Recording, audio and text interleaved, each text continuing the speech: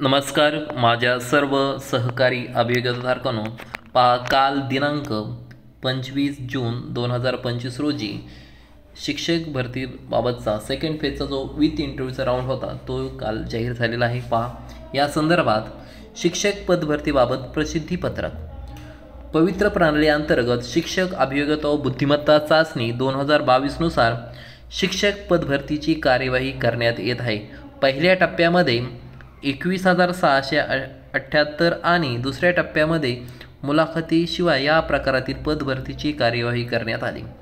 आता दुसऱ्या टप्प्याअंतर्गत मुलाखतीसह पदभरतीची कार्यवाही करण्यासाठी व्यवस्थापनांना मुलाखत व अध्यापन कौशल्य यासाठी सर्वसाधारण गुणवत्ता यादी उपलब्ध करून देण्यात येत आहे. मुलाखत व अध्यापन कौशल्य यासाठी शासन निर्णय दिनांक 7 फेब्रुवारी 2019 मध्ये एकूण 30 गुणांची तरतूद करण्यात आली आहे. पात्र उमेदवारांची शिक्षक पदावर निवड करण्यासाठी शैक्षणिक संस्था स्तरावर विविध प्रकारची कार्यपद्धती अवलंबण्यात येत होती. अशा परिस्थितीत शिक्षक पदभरतीमध्ये एक वाक्यता साधण्याच्या दृष्टीने व उमेदवारांचे योग्यरित्या मूल्यमापन होण्यासाठी मानक कार्यपद्धतीचा म्हणजे SOP स्टँडर्ड ऑपरेटिंग प्रोसिजर अवलंब करणे आवश्यक आहे. याशिवाय सन 2019च्या शिक्षक पदभरतीच्या वेळी विविध शैक्षणिक संस्थांची गरज लक्षात घेता मानक कार्यपद्धती सर्वांच्याच दृष्टीने आवश्यक होती.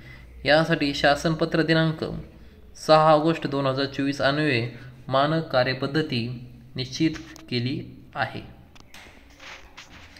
मुलाखतीसह शिक्षक पदभरतीमध्ये इयत्ता 1 ते 5वी, इयत्ता 6वी ते 8वी, इयत्ता 9वी ते 10वी आणि इयत्ता 11वी ते 12वी किंवा अध्यापक विद्यालय या गटातील शिक्षण सेवकांच्या किंवा शिक्षकांच्या 8,556 रिक्त पदांच्या पदभरतीसाठी उमेदवारांनी दिलेले प्राधान्यक्रम विचारात घेऊन व्यवस्थापनीय सर्वसाधारण गुणवत्ता यादी प्रसिद्ध करण्यात येत आहे. 1861 व्यवस्थापनातील 8,556 रिक्त पदापैकी 8,224 पदासाठी 12,966 उमेदवारांची त्यांनी निवड केलेल्या प्राधान्यक्रमांतर्गत उपलब्धतेच्या अधीन राहून जास्तीत जास्त 10 प्राधान्यक्रमासाठी एकूण 71,802 प्राधान्यक्रमावर शिफारस करण्यात आलेली आहे.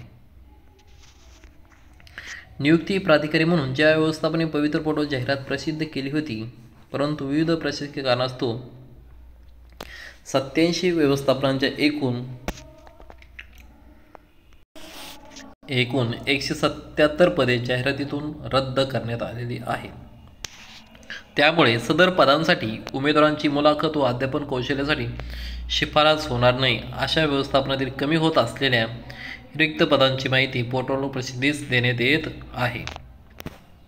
सदर प्राधान्यक्रम विचारात घेऊन उच्च न्यायालयातील विविध याचिकावरील निर्णयाच्या अधीन राहून सर्वसाधारण गुणवत्ता यादी प्रसिद्ध करण्यात येत आहे.